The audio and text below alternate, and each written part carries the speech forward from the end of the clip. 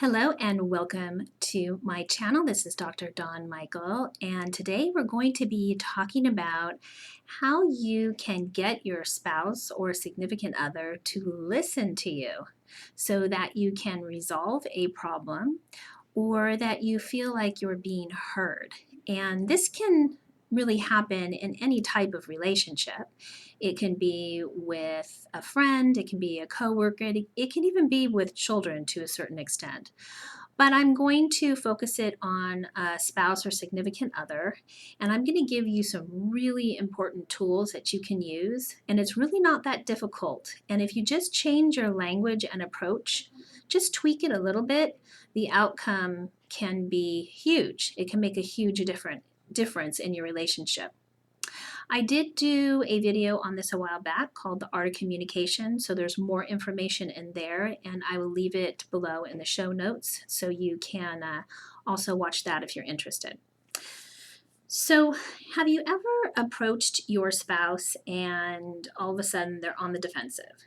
And you're just like, whoa, I just began the conversation and I already can tell that they're crossing their arms or they're giving me kind of a dirty look or maybe they're even walking away. And that's because you probably right off the bat said something that just irritated them and now they've shut down. And usually it's something like, well, you did this, or I need you to change, or because you did this. So you may not realize it, but once you blame or point or accuse, then the other person is automatically on the defensive. And it's really easy to change that so that the other person won't be on the defensive and will actually listen to what you're saying. And that is to just change your language. So instead of saying, you did this, say, when this happened, I felt this way. So it's not that they did something, it's that you felt a certain way by maybe something they did or a situation, but it's not blaming them. It's trying to let them know, well, I felt hurt when this happened. Or you can do an invitation, which is, when this happened, I felt this way. Can you help me next time so that I don't feel this way?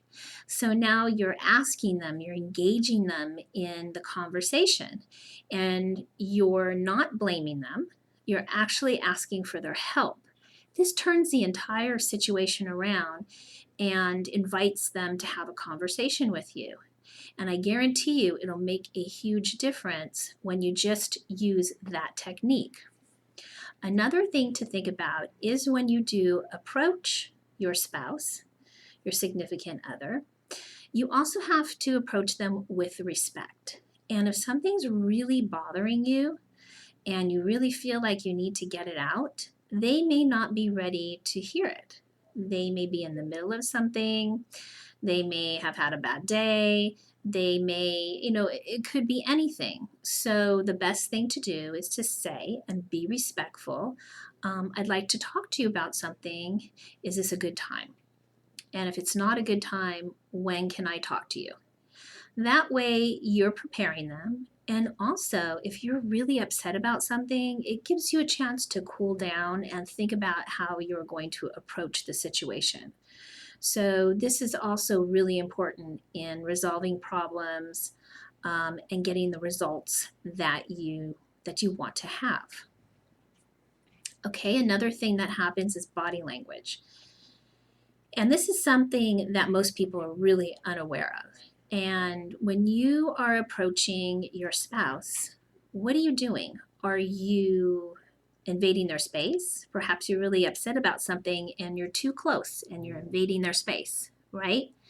That makes someone feel uncomfortable. So think about the distance. Also think about how you are standing. Are you standing with your arms crossed? Okay, that's like you're angry or you're going to be stubborn. Are you pointing?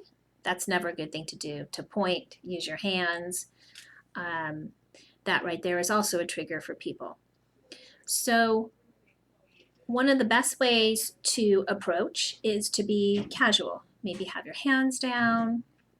Don't put your hands on your hips. Just kind of be in a relaxed state, with good posture. Don't have a scowl on your face, kind of have a pleasant look and be approachable. Hey, do you have a moment? I'd like to talk to you about something. Instead of, well, okay, so you can see the difference right there and how you're going to react. So that's really important to keep in mind. And it's something that over time you can be aware of and change.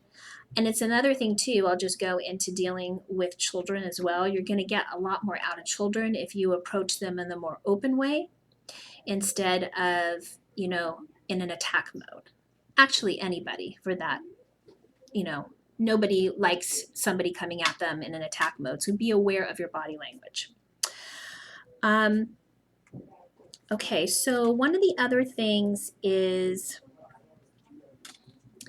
asking for their help. As I brought this up in the beginning, this is super important because one of the ways to get your point across is to actually get them interested in what your views are, get them interested in what you're talking about.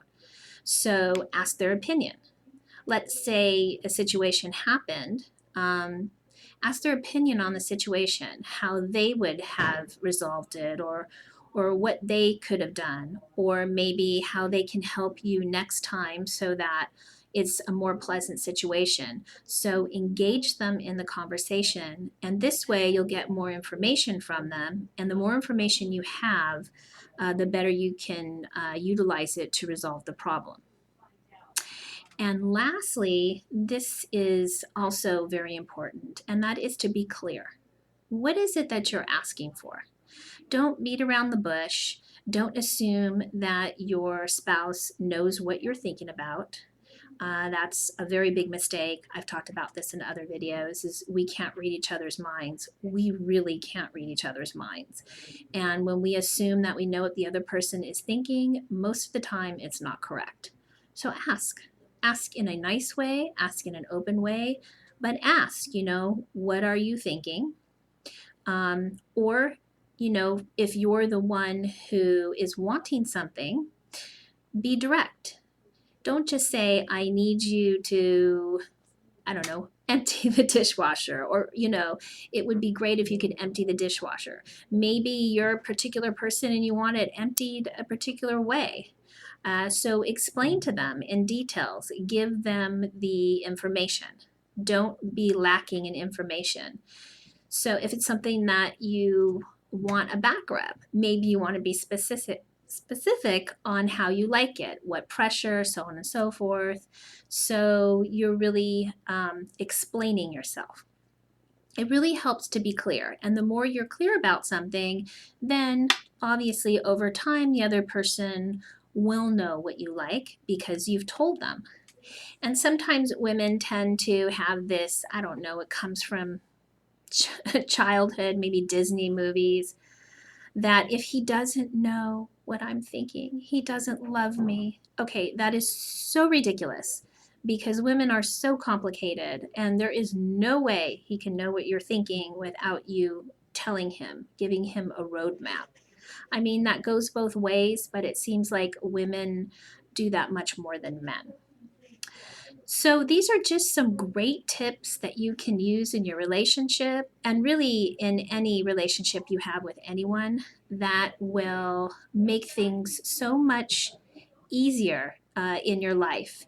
And they'll take away a lot of the guesswork. It'll take away hurt feelings. It'll take away feelings of rejection.